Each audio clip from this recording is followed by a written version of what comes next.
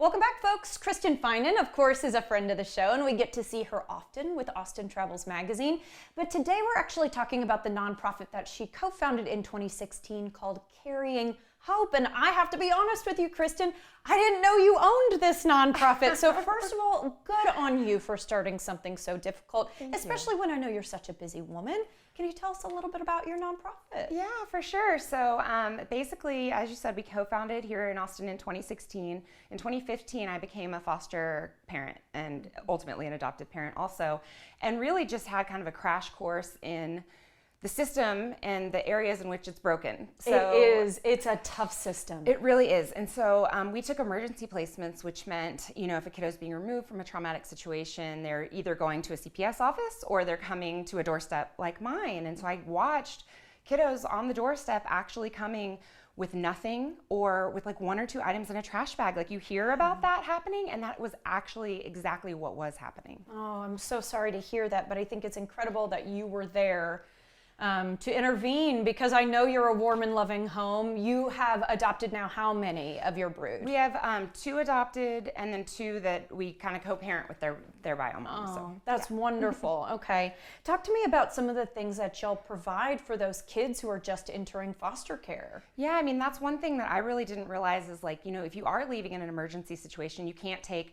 your favorite stuffed animal. You can't grab your favorite jammies. You don't even have diapers. Yeah. So basically what we do is we make these hope packs that have everything that a kiddo would need for the first 24 to 48 hours in a new home. So from babies, that's like formula, bottles, onesies, wipes, and then up to age 18. And so for the older kiddos, we have brand new clothes, brand new pajamas. We'll do activities and books, flashlights and night lights. Actually, my daughter, we adopted her on Valentine's Day 2020. And the first year she was in our home, she slept with her nightlight and her flashlight because she would wake up and not know where she was. And so anything we can think of that'll give comfort to those kiddos in this really, big time of crisis.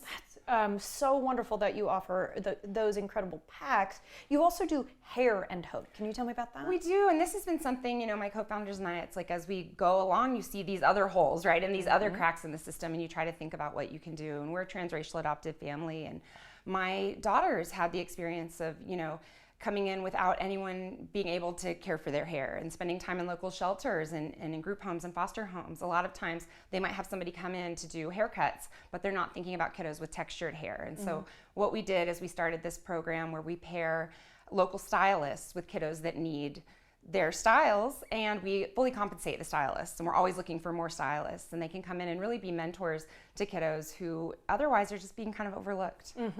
And it's so valuable, that information, to know how to work with textured hair, to give you the sort of haircut that makes you feel confident. Yes. Especially when you're in a situation that's so new. Yeah, I mean, and we've heard stories, of kiddos that didn't want to take graduation pictures because they didn't like the way they looked, and then got their hair done and took beautiful graduation photos, or were able to go to court and tell the judge what they needed to happen with their lives because they had the confidence, because they had their hair done and they felt like they were the person that they wanted to represent walking into the court. Gives you chills. Okay, and then for kiddos that are older in the foster system, there's also Hope's Home. Yeah, and this was another one of just seeing, we'd been working with kids for so long, for years now, and we'd see kiddos turn 18 and then have absolutely no safety net. And we were like, oh my gosh, we can't just have kiddos entering, into adulthood. And there's a stat that says that 50% of kiddos that are aging out of foster care become homeless within 2 years for that exact reason. They don't have anyone to help them, No they safety net. have bills to help them put a deposit on an apartment. And so we started Hope's Home, which is a shelter, transitional housing facility for kiddos that are aging out. So not only do we provide housing, but we also help them with things like getting a driver's license, applying for college, getting transportation, getting jobs. And it's been really rewarding to help in that way. Well, I know people can hear that you've got a lot of heart, and of course that this impacts your very own family, so I think we're understanding why you're so passionate about this cause.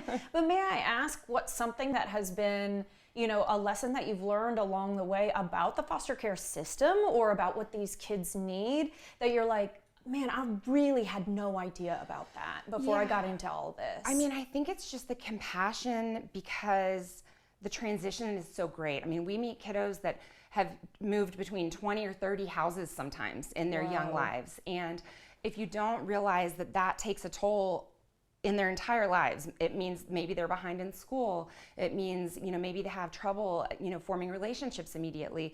So you really have to think about the fact that this has a very deep impact, but also they deserve so much love. And that's why I really love what we do through the Hope Packs. We'll have families go out and make Hope Packs. So say you have an 8-year-old, you can go to Target, make a Hope Pack, and you can talk about it, because a lot of people think it's taboo. They're like, oh, my kids aren't ready to hear about foster. I'm like, well, if my kids can live it, you can probably have a conversation with your kids about what it is. And these are amazing kids. They're wonderful kids. They're your friends, but they've been through a lot, Absolutely. Yeah, we're just in our last 20 seconds here, but you have an upcoming gala. We want to get people excited for it. Tell me a little bit about it. 6 p.m., February 28th. That's our biggest fundraiser of the year. It's going to be at Assembly Hall. We're going to have an amazing band, amazing speakers.